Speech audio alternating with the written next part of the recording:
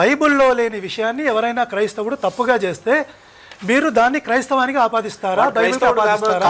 నేను సమాధానం చెప్పండి. మీ బైబిల్ ఏదో చెప్పండి, దాన్ని బట్టి సమాధానం చెప్తాను.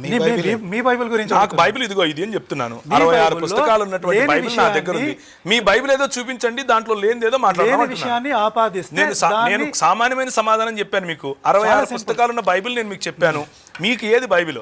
చతుర్వేదాల, అష్టాదశ పురాణాల, లేకపోతే మనుస్మృత, లేకపోతే పరాశర స్మృత, రామాయణమా, మహాభారతమా, ఏది మీ బైబిల్ చెప్పండి, దాని ప్రకారం లేదు. ఇవన్నీ అంటే మీరు ఏ ప్రశ్న వేసినా నేను సమాధానం రెడీ. మీరు కమిట్ అవ్వట్లేదు కాబట్టి మీరు భయపడిపోయారని అస్సలు కాదు.